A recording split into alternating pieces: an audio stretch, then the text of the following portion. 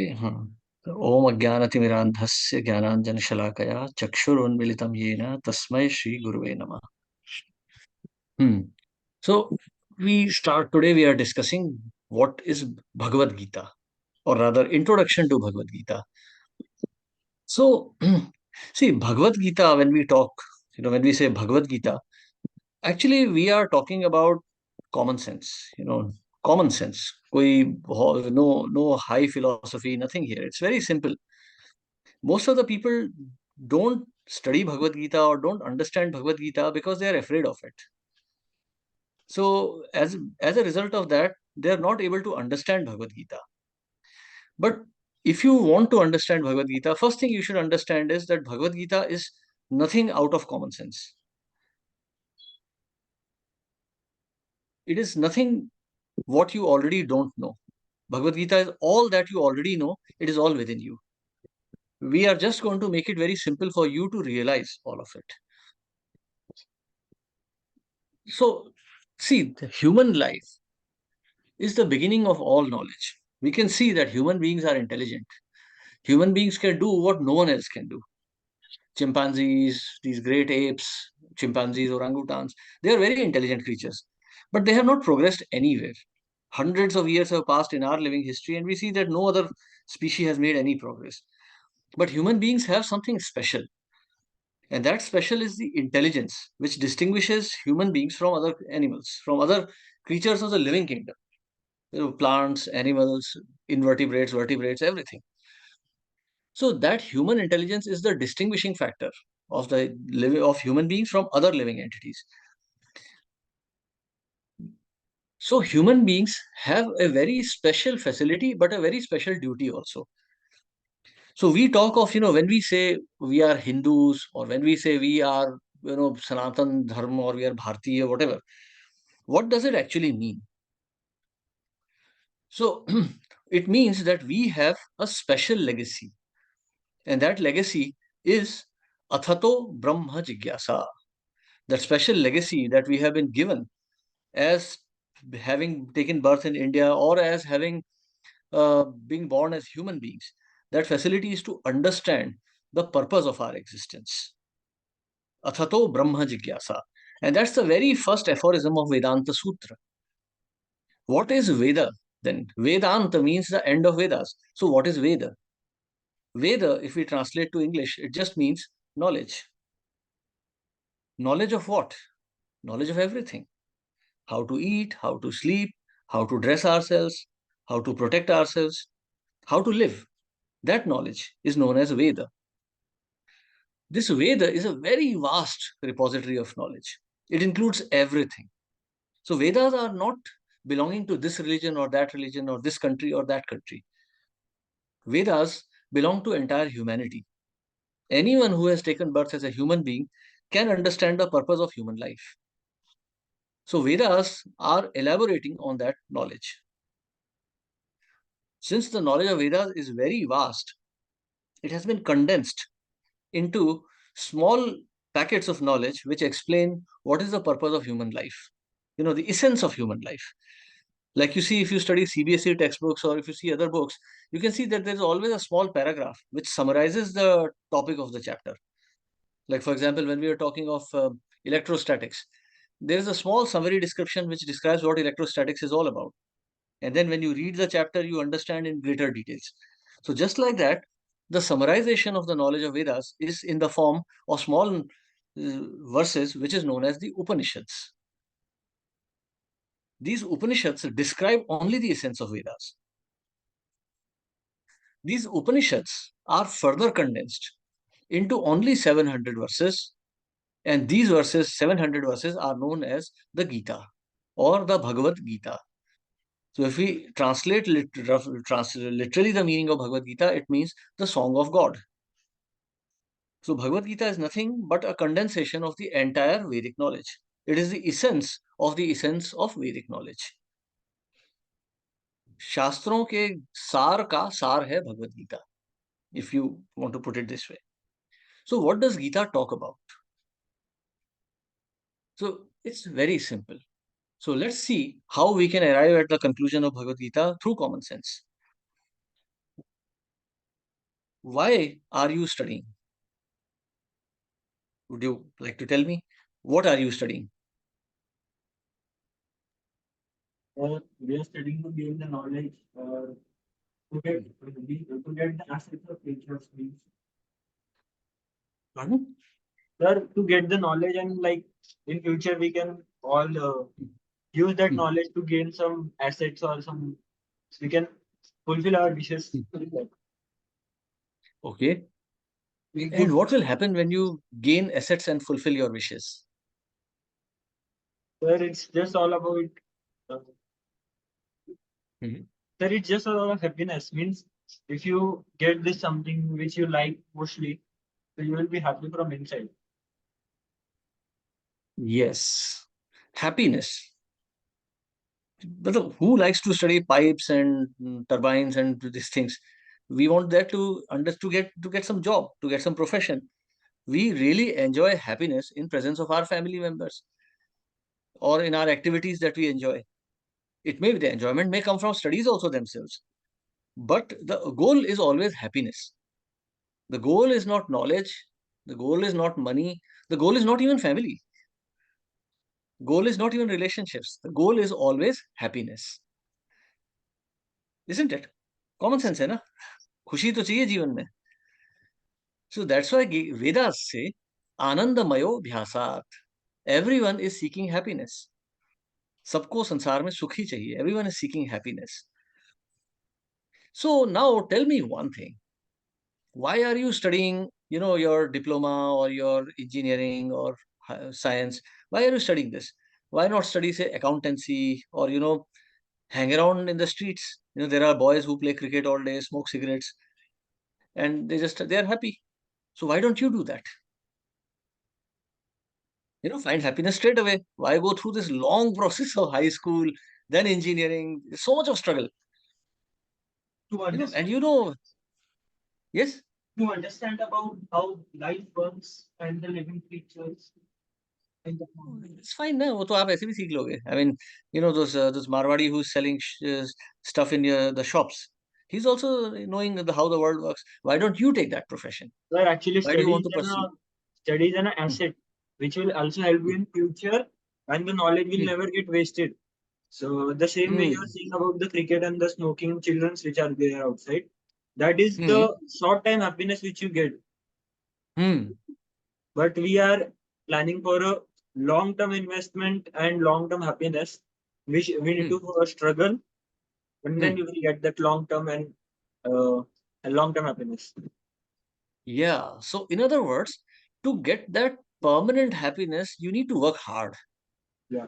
If you go out and play cricket, smoke cigarettes, you will get some happiness now.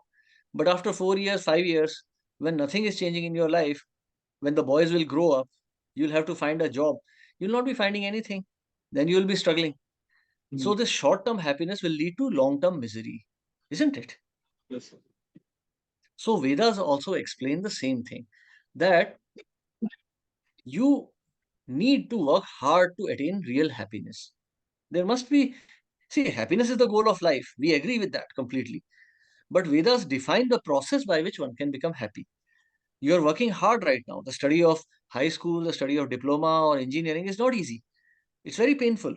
You have to work late nights, early mornings. There's a lot of hard work. Sometimes you fail exams. But in spite of all that hard work, you make some progress. And that progress, in due course of time, will give you recognition in this world, which will bring happiness to you. Actually, right? You'll be able to earn more. You'll get more respect in the society. Your profession will be durable. So, all of this, but this requires a little bit of hard work, some 5, 6 years of hard work right now, which is not very pleasant. So, this happiness. So, what is real happiness? Real happiness means realization. So, realization of your engineering knowledge will give you happiness. So, realization brings happiness to us, but that realization requires some effort. So, Vedas are explaining this process in very simple words, that living entity is suffering in the absence of knowledge, just like we see in case of those boys who are wasting their time playing cricket or other things, because they are not gaining knowledge. So later on, when time comes for them to work hard, they will have nothing in their hands because they have no knowledge. So likewise, in this material world, everyone is seeking happiness, but only a few are able to actually attain it. Right? So let us see what is happiness.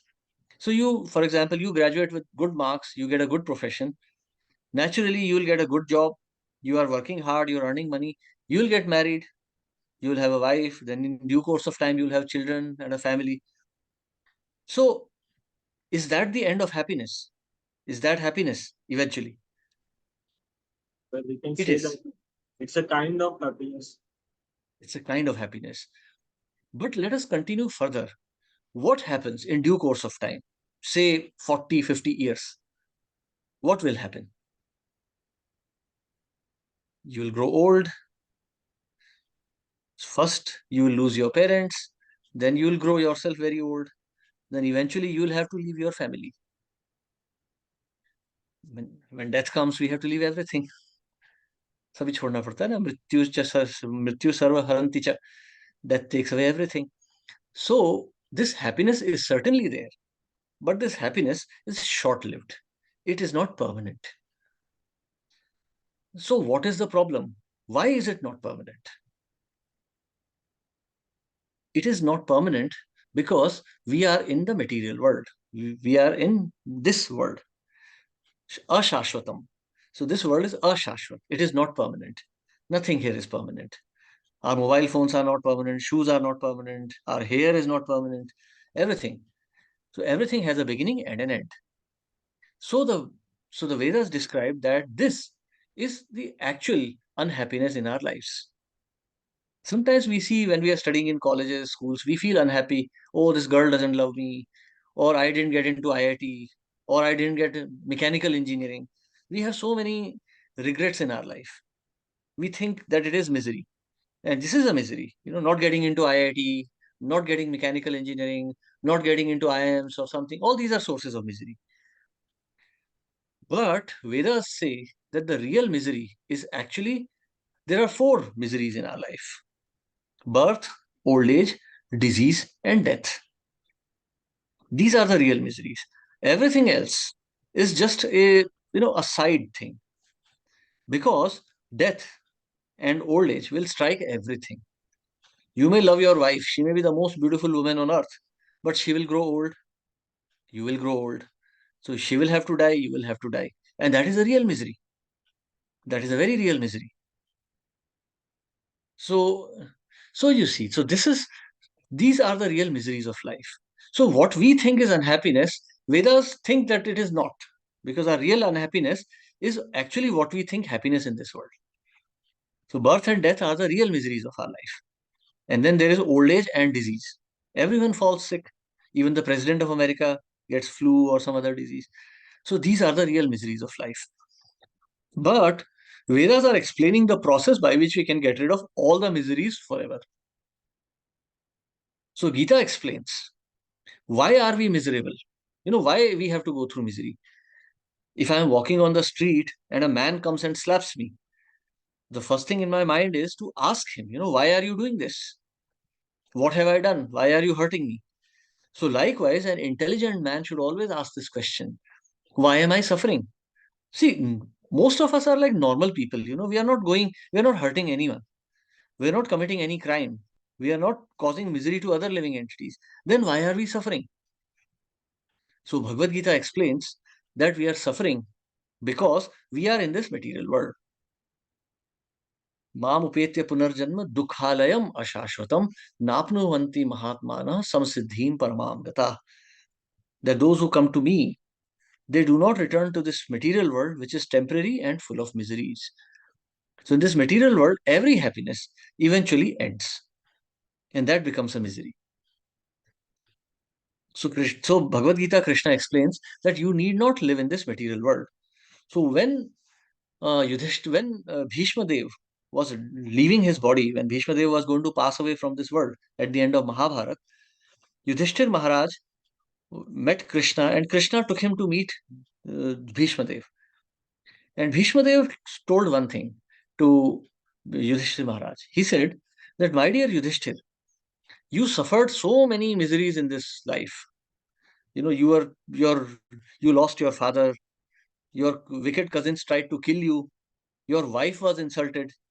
And now this battle has taken place, this horrible battle, and all your family has been killed. You have suffered so much in this world. But this suffering is not because you are sinful. You and your brothers are sinless. Your suffering is simply because you are in this material world. So, our cause of unhappiness is that we are in this material world. There is nothing wrong with us. The only thing wrong is that we are here. So, who are we then? Then why are we suffering? So, Bhagavad Gita starts with this discussion. न जायते म्रियते वा कदाचिन नायम भूत्वा भवितावान भूय अजो नित्यः शाश्वतो यम पुराणो न हन्यते हन्यमाने शरीरे. You are never born, you never die. You are eternal, unborn, undying. And when this body dies, you do not die with it. Na hanyate hanyamane sharire. The loss of this body does not lead to your loss. Therefore, the conclusion is we are not this body, we are the soul. Tat tvam asi.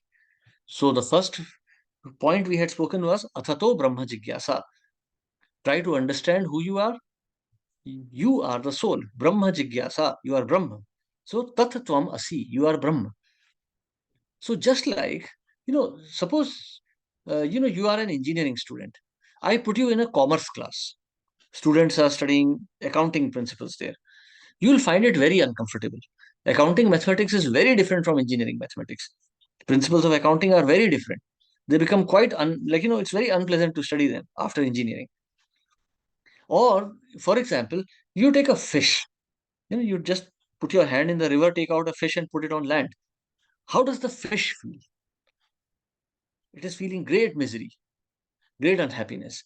Or if I put you in the river, you will also feel great misery. You'll feel cold, your skin will become very bad, you'll feel very unhappy, even if you know how to swim. Because that is not the natural position. Fish is not fit for land, and we are not fit for water. So, just like that, we are eternal souls. Jiva Atma, we are Atma. We are not fit for this material world. And this is the cause of our misery. This is causing us so many difficulties in this world. So, the process to understand this, our spiritual nature, and to become a spirit soul from this material body, that process is known as the process of yoga. Yoga literally means nothing. Yoga means addition, plus. If you remember, if you study Hindi or Marathi mathematics, yoga. Yoga literally means addition. So the process of yoga is just to help us understand our spiritual identity. So we are Brahman, we are in the material world, and therefore we are unhappy. To become happy, we have to go back to our natural position. That natural position is our spiritual position. To realize that spiritual position, we have to follow the process which is known as the yoga process. So, depending on the type of yoga that you do, there are different names: Karma Yoga, Jnana Yoga, Dhyana Yoga, Ashtanga Yoga, and Bhakti Yoga. So, depending on the type of process that is followed, the donation of one's wealth for charity, donation of wealth for realizing absolute truth, that is known as Karma Yoga, where one works, earns some wealth, and spends it for understanding the absolute truth. That is Karma Yoga. If one studies the books of scriptures, understands the Vedas, try to find out the nature of this world by acquiring knowledge, that is known as Jnana Yoga, the yoga of the knowledge.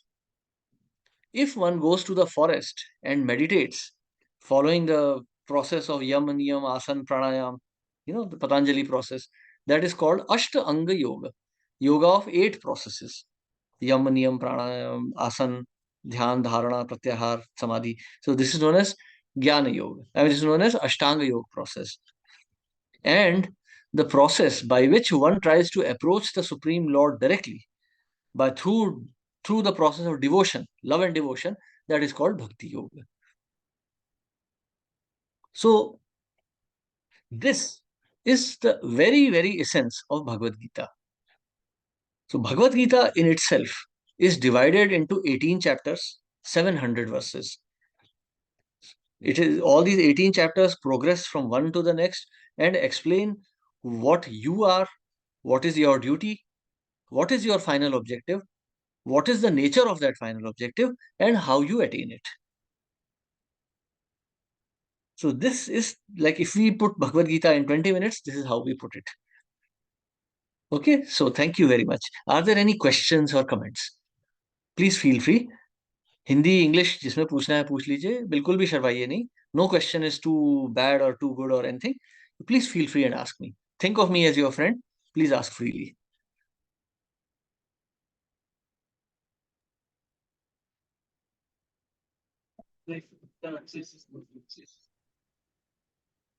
So I have given you a very essence of Bhagavad Gita. Actually, there is a lot more in there, but I don't want to confuse you by giving you so much, which because you are studying also. But if you are interested, we could do this more elaborately, more slowly. Bhagavad Gita is a very interesting book. I have been studying it for the last 27 years. I have studied it 12 times. It's very interesting, especially for science students. As you start getting deeper and deeper, and as Indians, it is our heritage also. It's good, at least to know Bhagavad Gita. So if you are interested, we could take it further. But right now, if you have any questions, please feel free. Hare Krishna, Prabhuji. Hare Krishna. Prabhuji, that's what I was about to say. Can you just elaborate that Bhagavad Gita for us in some other day if you Uh, are free or not? When you will get free yes, and all. yes, I can do that. I can do that. I teach Bhagavad Gita actually. So even now, Cause like I here, have, I live in. cause I have my own Bhagavad Gita, but I can't read that one. I can Okay, understand that. Yeah. not a problem. Not a problem. So right now, do you have any question? Like anything related to Bhagavad Gita? Not this discussion. Anything else about Indian culture or Vedas or anything you want to know? You understood what is yoga? Like anything, many times people think yoga means what is that exercise methods. That is not essentially yoga. That is one of the forms of yoga, but the purpose is not just physical health. Okay, through the medium of physical health, you try to meditate on the soul. Like many times the yoga is confused. Like Prabhuji said, yoga means addition. And that is very important. So what do you add? So that is the question that you would ask. So what are we trying to add? So, and what is the route we are taking? According to that, that yoga is classified. So Prabhuji told like the different yoga processes. One of the forms is that Patanjali yoga that you always see. So only that one of that thing is nowadays generally explained on detail. Otherwise, like even if we are reading Bhagavad Gita and discussing, so that is also yoga only. See, one thing I'd like to say, before we end, that, in the process of devotion or trying to understand bhakti or, this liberation, if anything is too complicated, it's wrong. Bhagavad Gita, Vedas, they are very simple. They are meant to simplify, not meant to complicate our lives. By following the process of bhakti or understanding the Bhagavad Gita, our lives become simpler. So that means Gita in itself is also a simple book. It's not difficult at all. It's not complicated. So if you want, we can have more elaborate discussions on this topic. Prabhuji, I got a So I question. wouldn't. Yes, How to add a bhakti yoga in our life as a student? as a student. Yeah, Okay, actually, as a student. as a student, actually, it's the best time. It's the easiest time to actually add yoga to your life, because otherwise, once you start your job, profession, family, then it becomes very difficult. Those things are actually difficult. So you see, student, there's a like a shlok in Sanskrit, kind of saying in Sanskrit. Uh, Vidyarthi naam kuto sukham, sukharthi naam kuto vidya. So where is happiness for a student, and where is knowledge for one who is just seeking happiness? So student means discipline.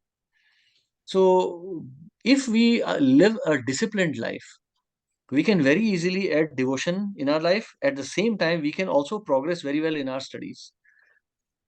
So, the study of the Vedas is also a discipline. I am also a student. Yes, I've been here for 27 years, but I'm still a student. There is so much more that I have to learn also. So, yes, so I also like I get up early in the morning. I I chant the holy names. I practice my yoga in the morning. Then I go to work and then I come back home. Then we have these discussions on the scriptures. So, like right now, after we finish this discussion, we'll have a discussion with some 10-15 people. We'll be discussing Shrimad Bhagavatam with them. So, in this way, I have to practice discipline in my life. So, yes, if you practice a little bit of discipline, it will be very easy to add bhakti to your daily schedule. And when you add bhakti, there is one very interesting thing that will happen with you.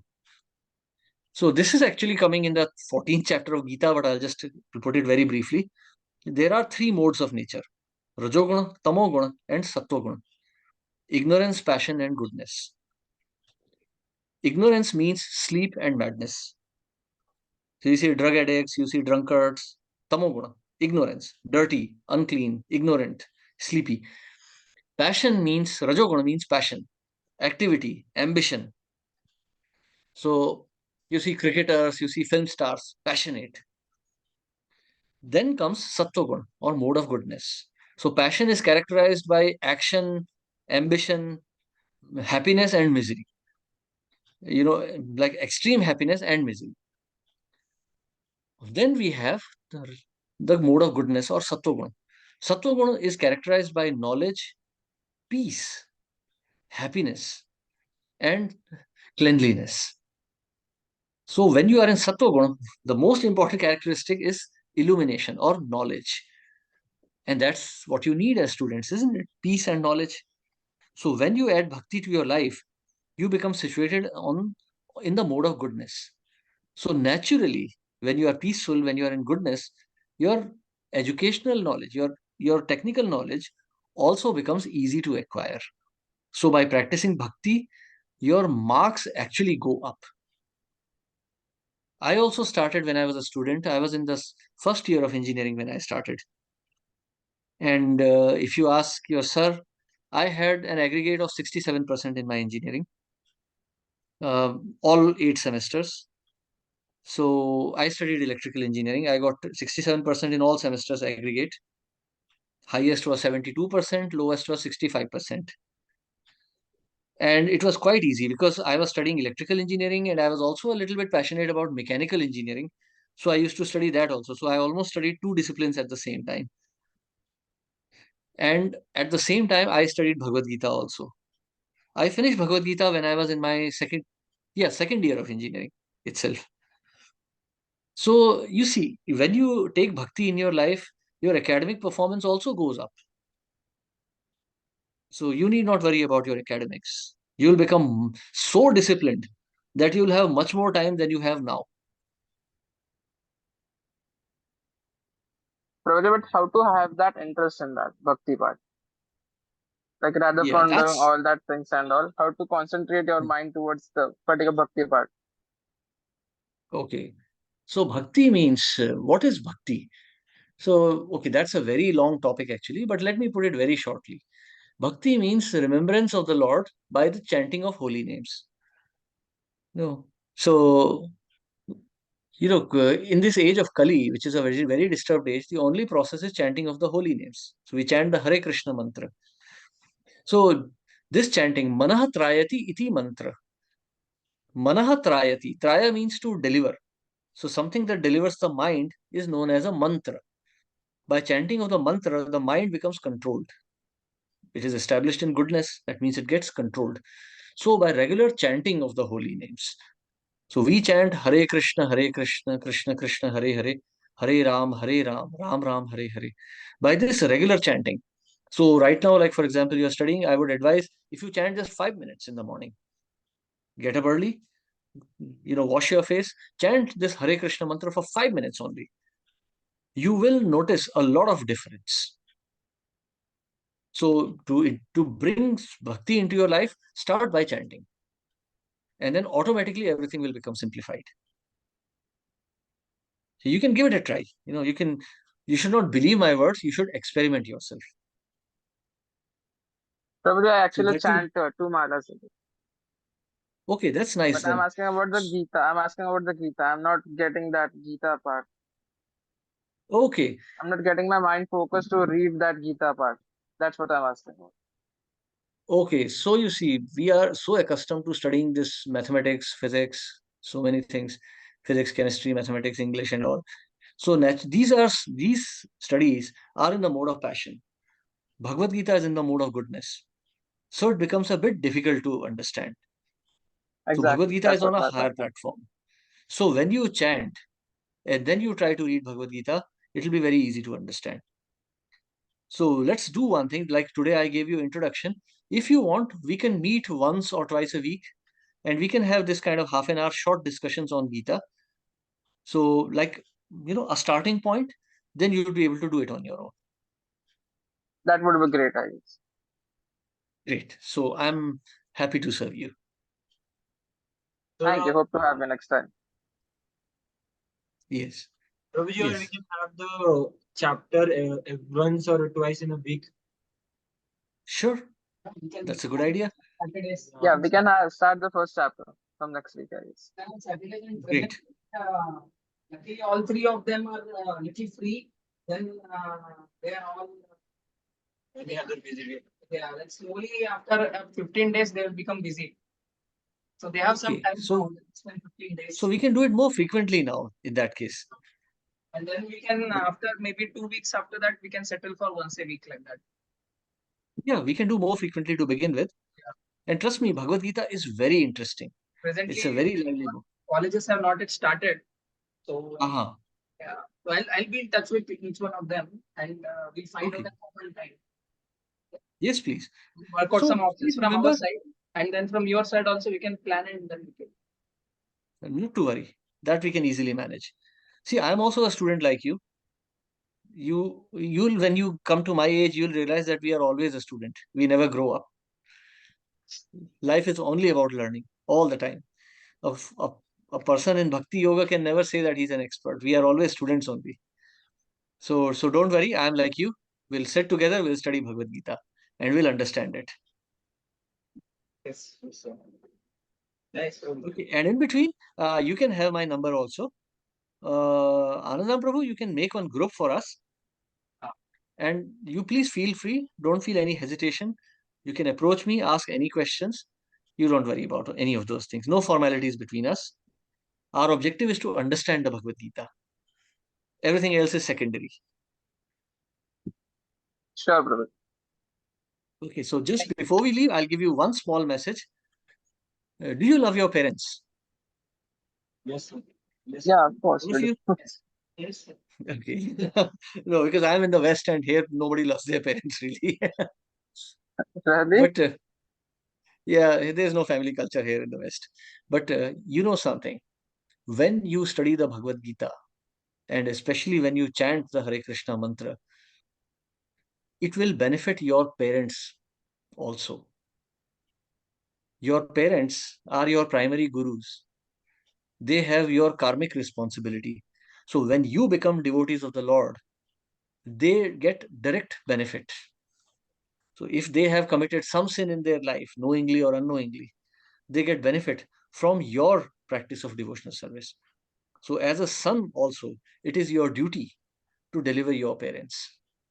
When you are born, especially if you take a male body in India, it becomes a very heavy responsibility.